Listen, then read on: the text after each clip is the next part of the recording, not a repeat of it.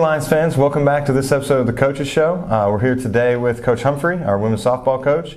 And Coach, good start to the year so far. I know we've had a challenging schedule early on in the season, so talk about the benefits of a challenging schedule early on. Well, our first 16 games are on the road, okay. So we are road warriors. We went to Orlando, and then we've gone to Columbus, Georgia, and we will go to Gulf Shores next week, where we'll play 5 games, which will involve 3 top 20 teams. So it's been challenging, but that's what you got to do to play good teams to be better at the end of the year. So. Yeah.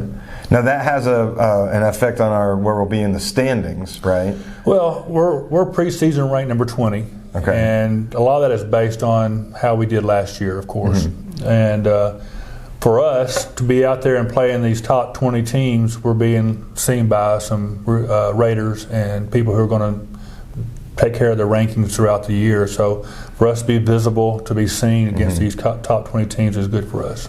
And then it also should help your players' skill development too, right? Exactly. We're a different team this year. If you come out and watch us, we're through with the team that we've had with the fifth-year seniors, with the COVID seniors, and so I hate to say that COVID seniors, but you know we've graduated at least 7 players from last year's roster who played on the national tournament team. So. You have a lot of new faces in the lineup. The only 2 seniors that we have playing right now are 2 of our pitchers. Yeah. So now talk about, so that's Brittany Adair and Chloe Winters. Yeah, Brittany Adair and Chloe Winters, 2 of our returning pitchers of the 3 that are returning. We have Caitlin Bradford, who's a junior, but our 2 seniors are returning pitchers. And that's really one of the reasons why I scheduled a tough schedule, because I felt like we had the pitching to do what we needed to early. Yeah. So. And talk about the leadership that they provide too for your pitching staff. Well, I mean, you know, we always feel good when they're in the circle because we know that they're going to do the best they can. You know, they're kind of different a little bit. Chloe's very, I think, to me, she's a little bit more vocal than Brittany. Brittany's kind of, you know, she's focused up and a little bit quieter, whereas surprisingly, people wouldn't say this about Chloe, but Chloe's pretty vocal and a pretty good cheerleader. I mean, she leads us in chants and encouragement. So the energy, I will say, the energy on the team this year so far has been plus. So we have a different look, different energy this year.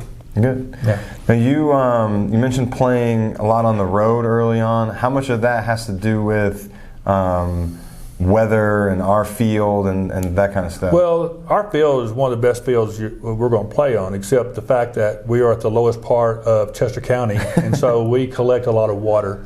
When you get 7 inches of snow, and even though it melts, it has to go somewhere. Yeah. And so we've been able to get outside a little bit more since we've been back from Orlando, and so anytime we get out and get a little practicing on the dirt and grass has been a bonus. But the fact that we can go to Orlando and Columbus and Gulf Shores, we're playing 70-degree weather. Yeah. And although Columbus, we were wearing 2 or 3 jackets, it was pretty chilly down there. But we are playing better weather, the rain and stuff. So we're looking forward to going to Gulf Shores next week, and we'll have 5 games on Price Saturday, Sunday.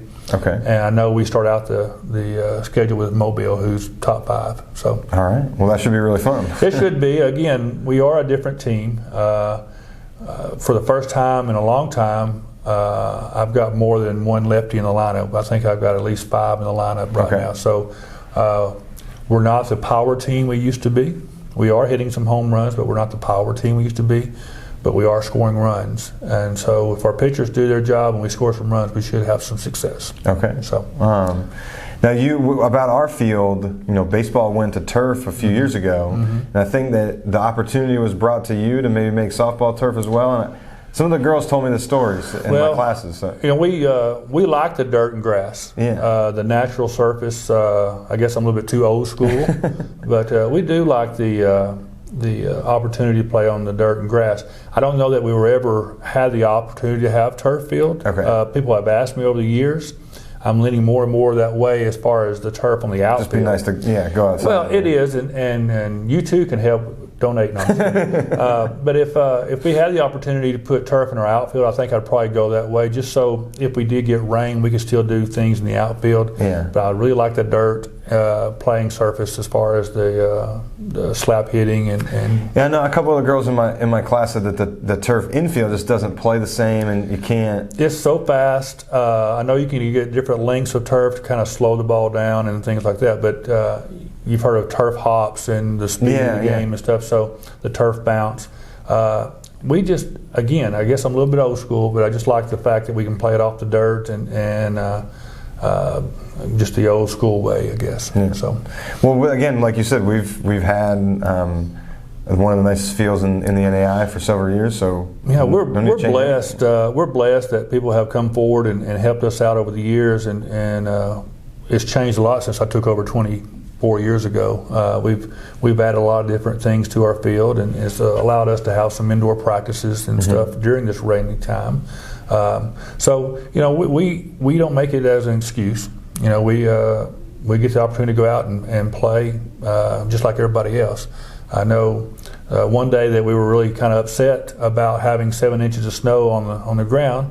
I talked to another coach, and they had 9 inches on the ground. So it happens everywhere, and so the best thing we do, and I tell my girls, we just get out there and we play our style of ball and do the best we can, because you got to get better now so we can to be able to compete in April. Yeah. So. Now, what's our conference look like this year? Conference, I think it's going to be a little bit more balanced this year. I think some of the teams are going to kind of, from the midsection down, are going to kind of step up this year. And just watching some of the scores I've seen on the internet of some of the games, I feel like it's going to be pretty balanced. So I think it could be, I won't say a coin toss, but it could be a close year this year as far as being leaders in the conference. Us going from 11 teams to 7 teams in the conference, we lost an automatic bid.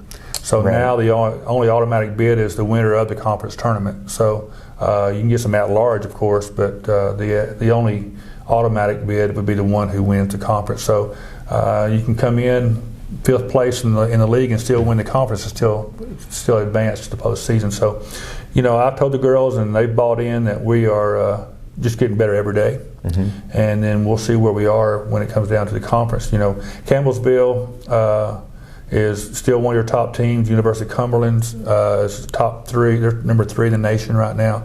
So those two went to the national tournament last year as well. And Georgetown, I saw them last week. They look pretty strong down in Columbus. So, I think, again, people are going to step up, and I think it'll be a little more balanced approach to who's playing well in April. And that's what we're trying to do.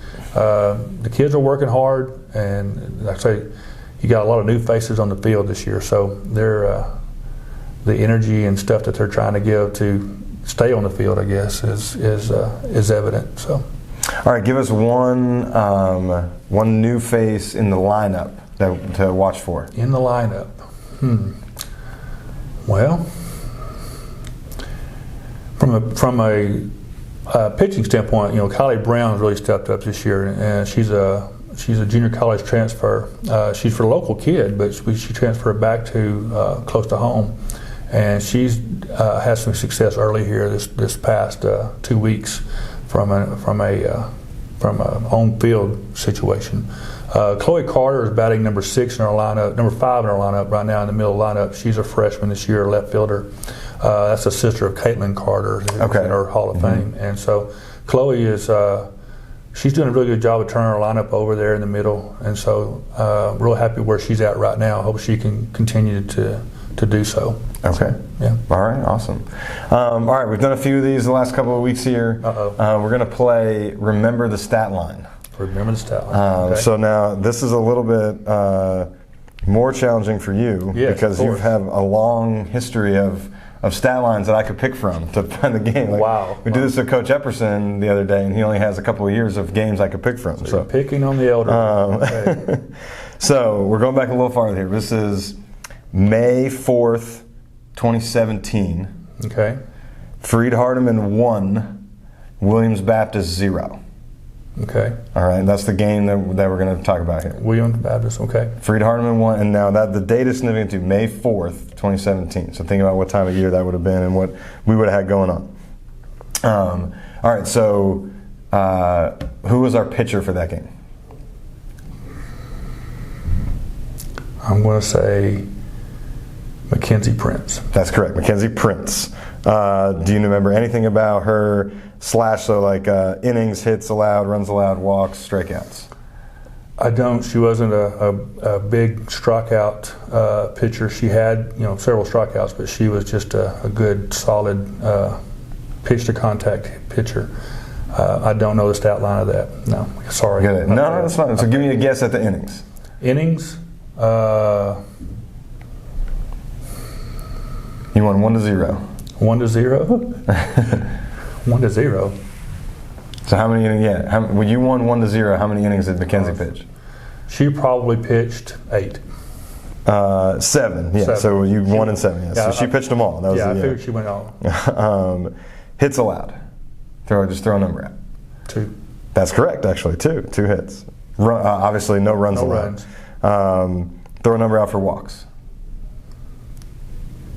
3. Just 1. Just 1. That's good. And she wasn't a big time walker. She wasn't a big time strikeout person, you said. So throw a number out for that. 3. 5. 5. That's good. So she was 7 innings, 2 hits, 5 strikeouts. Yeah.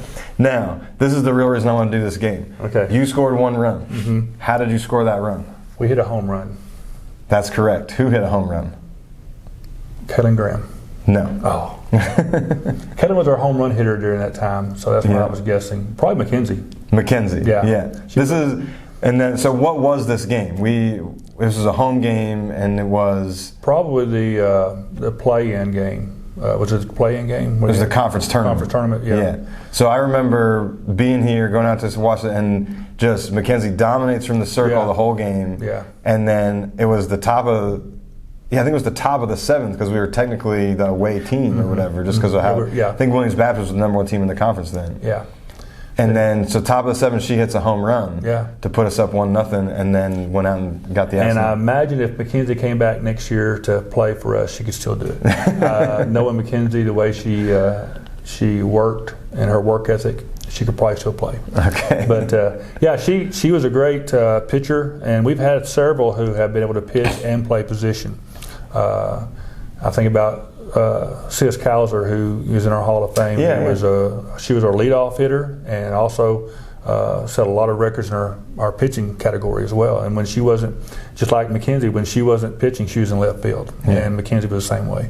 So when you have someone who's a hitter like that, how does that change the way you coach and the strategy? Like, do you have to figure out a way to take them off the mound, but take someone else out, and then where they're going to end up in the lineup? It's actually easier because I can only pitch hit or DH for one player, and so if I have, for example, right now, Chloe and Brittany and Caitlin and Kylie, neither one are really battered. They're not going to hit.